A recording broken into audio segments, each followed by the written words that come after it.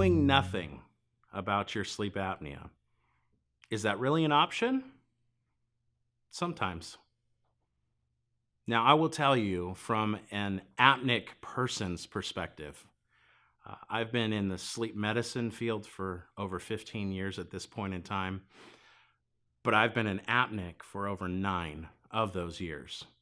And I will tell you firsthand that when you first hear about your obstructive sleep apnea, even being in the industry, if you will, like I was, you kind of feel taken aback. Like there's this thing that you didn't know about, and maybe it's true and maybe it's not, and maybe you're still contemplating whether this is really something you want to address.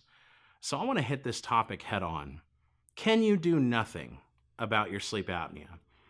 So all these different options that we discussed, oral appliances, CPAP, surgeries, all these things. But what if you decide to do nothing? What if you decide that this really isn't that big of a deal to you? What if you say, I don't want to change. I'm okay snoring. They can deal with it. And I'm not tired or grumpy. Just get out of my face. Just kidding. What if we say that? Well, let me talk to you about the outcome. See, every decision that we make in life, no matter what it is, including this one, it has consequences or, reactions in life. So if we decide not to treat sleep apnea and our sleep apnea is moderate to severe, your life expectancy reduces by 7 to 10 years.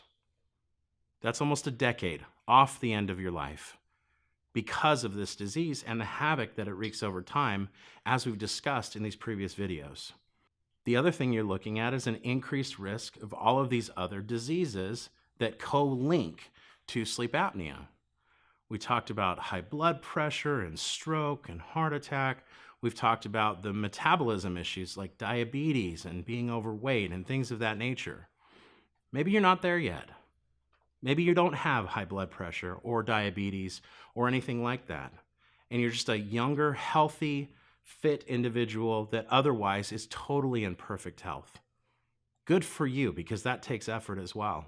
But if you're not sleeping well, it will catch up to you. And if it catches up to you later on in life, it's going to be a problem, whether it's here now or it's there later. The last component that we just talked about is the social impact. How do we feel day to day? Do you feel like $1 million when you wake up in the morning, like you can conquer your day, or are you surviving your own life? You see, we were designed in our bodies to have 7 to 8 hours of sleep per night as human adults.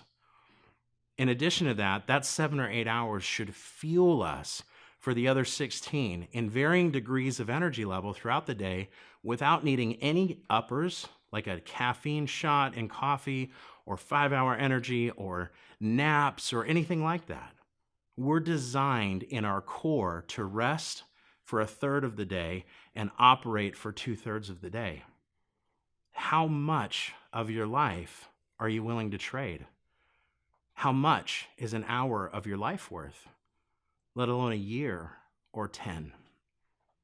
So if I can encourage you in one thing, in all of these videos, whether you watch just this one or the entire series, if you have obstructive sleep apnea and someone has told you that, do something. Take the next step, whatever that is. Maybe it's to get a second opinion. Maybe this is the final thing you needed to hear to take a step into that oral appliance or try that CPAP again.